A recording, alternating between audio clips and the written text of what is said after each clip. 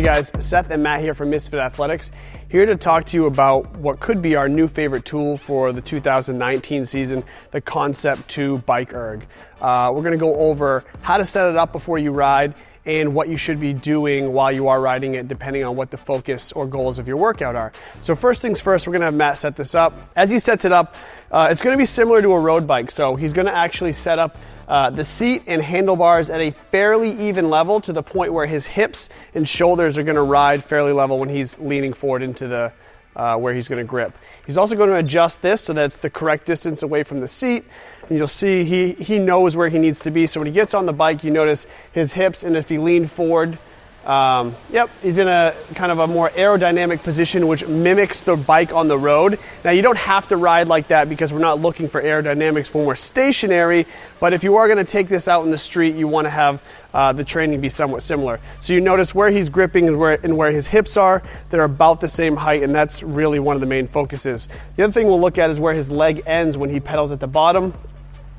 He's not quite straight. You see we have that knee that's not locking out, that soft knee at the bottom. We want to keep that cadence really fast when we pedal this, so we don't want to be pushing all the way to the bottom and overextending our leg. So depending on the focus of your workout, we are going to look at how to set up the damper. So one of the rules that we're going to use when we train this thing regularly is anything over 2K into any length of distance, we're going to try to keep the RPMs at 80 reps per minute or revolutions per minute or higher. Between 80 and 95 is ideal for a cyclist. So we're going to use that in a lot of ways. So if it's a Metcon where we're doing 1,000-meter repeats, or that's just part of the workout, we still want to keep that cadence. Even if you're in recovery on a day off and you want to pedal the bike, 80 RPMs is a good amount of revolutions to flush the legs out. Any slower, you're not really getting enough out of it, especially with the damper wide open on a 1.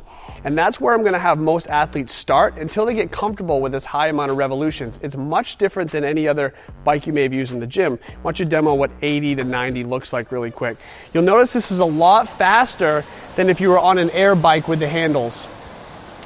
But this is a comfortable pace for Matt. He's not going to get his heart rate out of control, and it's primarily focused on the legs. There's no upper body usage in this machine at all. Go ahead and take a break. So the other way you can use this as well, it can be used really effectively for sprints, and that's where the damper comes into play. If you crank that thing up to 7, 8, 9, 10, and you start pedaling, trying to keep a faster cadence, it'll feel like you're stuck in the mud or climbing a hill.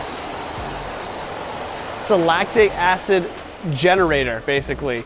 And flushing that again is really easy. You turn it back down wide open, and you can kind of get that out of the old legs, flush the poison out. Go ahead and take a break. So this tool can be used for many things. It can be used as a recovery day, much more effectively than any other air bike that you're going to have in your gym, or in my opinion, more effectively than a rower for flushing your legs. It can be used in a Metcon in place of any other machine, any other monostructural conditioning movement you'd want to use. This is a really good alternative to those as well. And it can be used for sprints, just like another machine would be used in your bike. And you just use that damper setting to kind of change that. And again, the key to this is learning cadence. So you can talk about stroke rate on a rower or RPMs on a different bike, or even how fast you're running, but the cadence on a bike erg is what's going to be key to your training. So 80 to 95, more like 85 to 95 is really where you want to be comfortable at. And until you can do that at the lowest damper setting, you stay there. As you get better and better on the bike, you close the damper 2, 3, 4, keep that RPM, and that's kind of where you're going to live. And that has been another Misfit quick tip for today. Seth and Matt, see you guys later.